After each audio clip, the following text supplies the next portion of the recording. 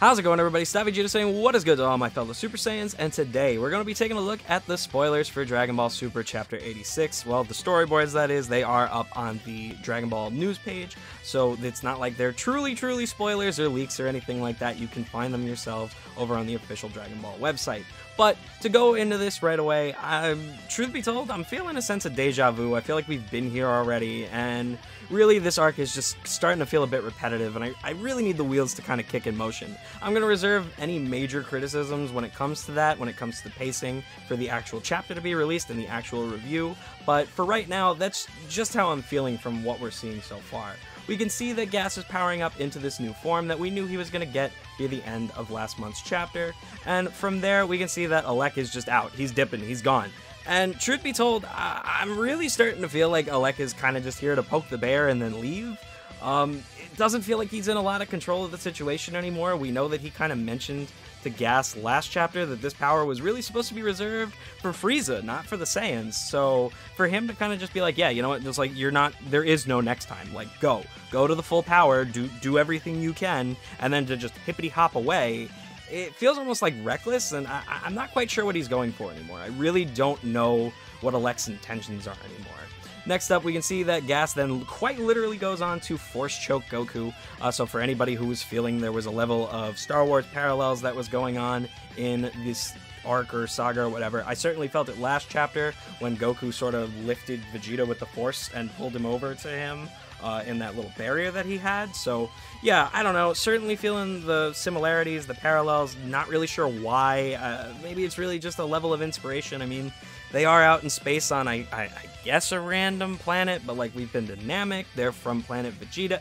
I don't know, it just feels kind of weird at this point in the story, but maybe that's just me, and I do love Star Wars, so I don't know, it just feels kind of out of place. Next up, we can see that he's going on to tell him that he's quite literally just ready to break Goku's neck.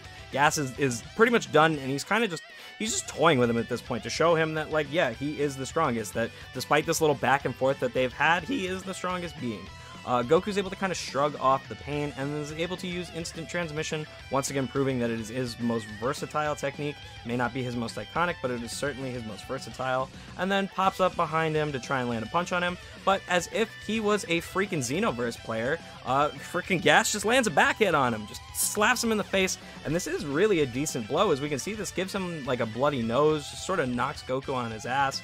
Really a solid hit from Gas. So yes, he is clearly strong again and whatnot, but this feels no different than like when he went into his Berserker stage, other than the fact that like he's got control over it. So it's like, it makes that Berserker stage feel even more unnecessary. Like, why did we need that? If he had this ability the entire time to control these powers, why did he even, you know, go out of control in the first place? It just kind of feels like we're being redundant with Gas at this point. It's like, we know him and Granola are the strongest. They're stronger than Goku and Vegeta. Like, I don't need that point hammered home anymore. I don't know if it's just me, but it really feels like they're beating a dead horse at this point.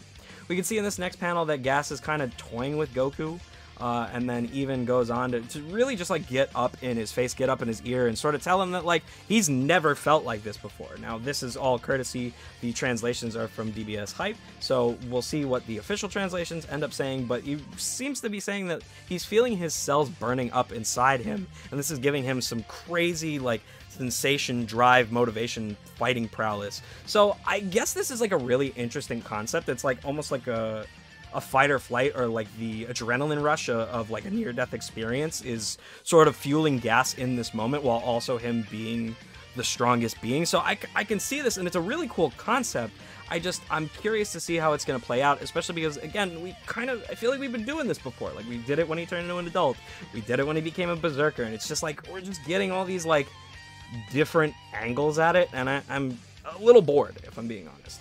We can see he then goes in for this crazy old punch, and then even just creates a tornado, because, you know, his manifestation powers now have to do something else as well, which I am kind of cool with, because I do like the idea of his manifestation powers, you know, his states of matter. He is gas, he creates solid, now he's creating this tornado, it's wind. It's cool conceptually, but again, I just feel like everything with Gas at this point is redundant, and I'm sounding redundant in saying this, because that's what Gas has become at this point. And while I want to really reserve my true criticisms and go in depth on this for the full chapter to release and the chapter review, just from the storyboards alone, I can tell that when the full chapter releases, I'm not going to feel any better about Gas or the Heaters than I did going into this. And that's a real shame, because at one point they felt like a really smart, calculated organization, and now it's just like, ooh, me Gas, me strong, me go unga bunga.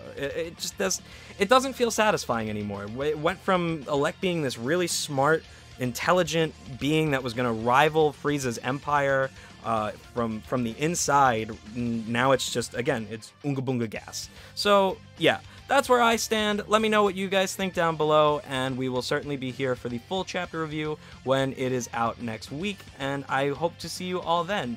Anyway, I hope you guys enjoyed. Peace out, have a great rest of your day, and I will see you all next time.